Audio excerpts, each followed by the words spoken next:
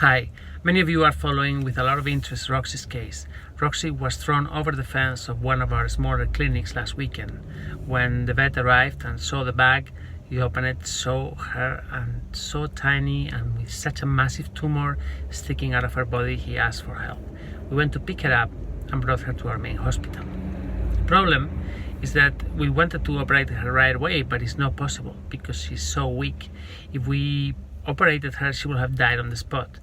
So instead, we set up to stabilize her and recover her blood levels. Her hematocrit is so low, albumin levels are very low. I mean, she really needs a lot of work. The problem is that just a few hours ago, she's had a thromboembolism. That's a blood clot. Now, many reasons why this happens, where this can happen. Could have been a reaction to the blood transfusion we gave her. It could be a reaction to the worms that are inside the tumor and are creating a septic reaction. It can be just the spread of the tumor of the cancer cells within her blood. Many reasons, we don't know. It has started with neurological symptoms and is evolving towards respiratory symptoms. Her lungs are filled with fluid. So she's now on oxygen therapy. She seems to be responding very well, but I think we're going to connect her to a respirator. We have a very sophisticated piece of equipment. I think it's the only one in the country. It's so expensive and so expensive to run. But this ventilator, or respirator as we call it, has proven invaluable in giving some extra time to some very critical cases for them to recover. We've used it a few times before, and there's a chance that it might work. Someone said that, oh well, you're so brave when you take a decision which is 50-50, death or life, 50-50. So this is a moment of bravery. I don't think so. I think bravery is when you choose to fight, when you have all the odds, that go against you. And this is what's happening with Roxy. Many people are telling us that we should euthanize her, but I'm wondering how can you say this? Imagine that your son had a thromboembolism, or your daughter. Would you consider euthanizing her? No.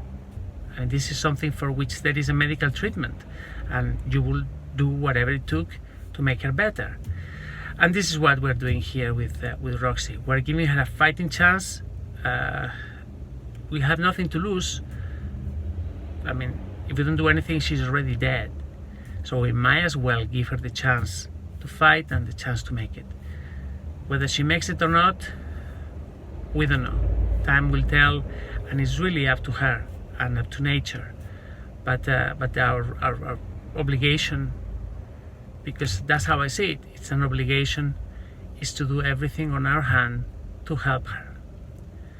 So this is Roxy. This is how she's doing this morning, and it's very worrying. Yeah, I think in about an hour we're going to connect her to the respirator, and let's see how it goes.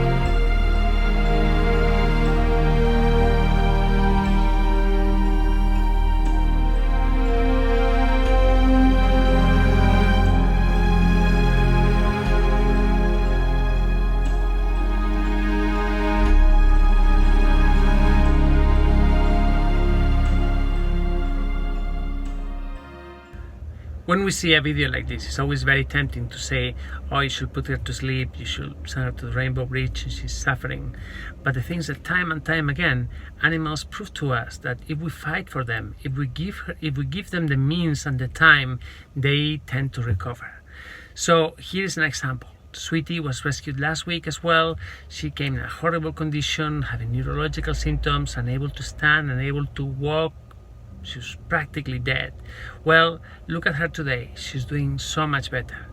I don't know what's going to happen in the end. Really don't know. How can I know? Medicine is not an exact science. 2 + 2 is not always 4.